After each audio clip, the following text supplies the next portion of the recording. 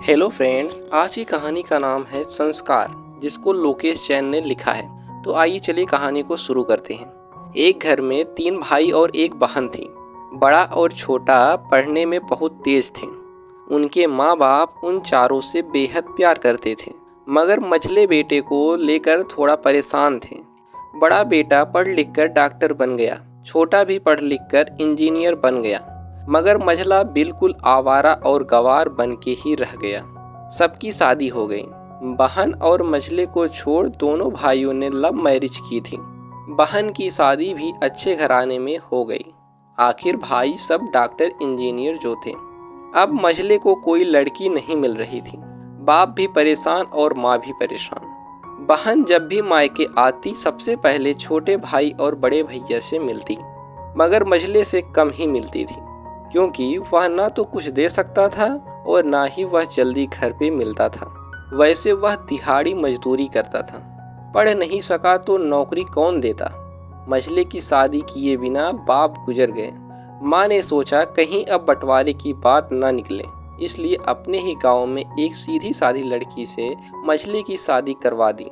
शादी होते ही न जाने क्या हुआ कि मझला बड़े लगन से काम करने लगा। दोस्तों ने कहा, ए चंदू, आज अड्डे पे आना। चंदू, आज नहीं फिर कभी दोस्त। अरे तू तो शादी के बाद तो जैसे बीवी का गुलाम हो गया। चंदू, अरे ऐसी बात नहीं। कल मैं अकेला एक पेट था तो अपने रोटी के हिस्से कमा लेता था। अब 2 पेट हैं आज, कल और होगा। घर वाले नालायक कहे मेरे लिए चलता है, मगर मेरी पत्नी मुझे कभी नालायक कहे तो मेरी मर्दानगी पर एक भद्दी गाली है, क्योंकि एक पत्नी के लिए उसका पति, उसका घमंड, इज्जत और उम्मीद होता है। उसके घर वालों ने भी तो मुझ पर भरोसा करके ही तो अपनी बेटी दी होगी, फिर उनका भरोसा कैसे तोड़ सकता हूँ। कॉलेज में नौकरी की डिग्रियां मिलती हैं और ऐसे संस्कार माँ बाप से मिलते हैं। इधर घर पे बड़ा और छोटा भाई और उनकी पत्नियां मिलकर आपस में फैसला करते हैं कि जायदाद का बंटवारा हो जाए, क्योंकि हम दोनों लाखों में कमाते हैं, मगर मझला ना के बराबर कमाता है। ऐसा नहीं होगा।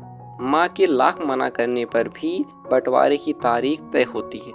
बहन भी आ जाती है, मगर चंदू है कि काम पे निकलने के लिए बाहर आता है। उसके दोनों भाई उसको पकड़कर भीतर लाकर बोलते हैं कि आज तो रुक जा, बंटवारा कर ही लेते हैं। वकील कहता है कि ऐसा नहीं होता, साइन करना पड़ता है। चंदू, तुम लोग बंटवारा करो, मेरे हिस्से में जो देना है दे देना। मैं शाम को आकर अपना बड़ा सा अंगूठा चिपका दूंगा पेपर पर। बहन, अरे बेवकूफ, तू गंवार का गंवार ही रहेगा। तेरी किस्मत अच्छी है कि तुझे इतने अच्छे भाई और भैया मिले। माँ, अरे चंदू, आज रुक जा। बंटवारे में कुल 10 बीघा जमीन में दोनों भाई 5-5 बीघा रख लेते हैं और चंदू को पुश्तैनी घर छोड़ देते हैं। तभी चंदू जोर से चिल्लाता है, अरे फिर हमारी छुटकी का हिस्सा कौन सा है। दोनों भाई हंसकर बोलते हैं, अरे मूर्ख, बंटवारा भाइयों में होता है और बहनों के हिस्से में सिर्फ उसका मायका ही है। चंदू, ओह, शायद पढ़ा लिखा न होना भी मूर्खता ही है। ठीक है, आप दोनों ऐसा करो, मेरे हिस्से की वसीयत मेरी बहन छुटकी के नाम कर दो। दोनों भाई चकित होकर बोलते हैं, और तू? चंदू माँ की ओर देख के मुस्कुरा के बोलता है, मेरे हिस्से में माँ है ना। फिर अपनी बीवी की ओर देखकर बोलता है मुस्कुरा के, क्यों चंदूनी जी, क्या मैंने गलत कहा। चंदूनी अपनी सास से लिपट कर कहती है, इससे बड़ी वसीयत क्या होगी मेरे लिए कि मुझे माँ जैसी सासू मिली और बाप जैसा ख्याल रखने वाला पति। बस यही शब्द थे जो बंटवारे को सन्नाटे में बदल दिया। बहन दौड़कर अपने गंवार भैया से गले लगकर रोते हुए कहती है कि माफ़ कर दो भैया मुझे, क्योंकि मैं समझ ना सकी आपको। चंदू, इस घर में तेरा भी उतना ही अधिकार है जितना हम सभी का। बहुओं को जलाने की हिम्मत किसी में नहीं, मगर फिर भी जलाई जाती, क्योंकि शादी के बाद हर भाई, हर बाप उसे पराया समझने लगता। मगर मेरे लिए तुम सब अजीज हो, चाहे पास रहो या दूर।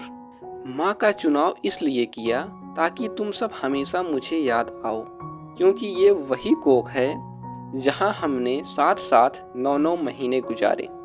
माँ के साथ तुम्हारी यादों को भी मैं रख रहा हूँ। दोनों भाई दौड़कर मंझले से गले मिलकर रोते रोते कहते हैं, आज तो तू सचमुच का बाबा लग रहा है। सबकी आंखों में पानी ही पानी।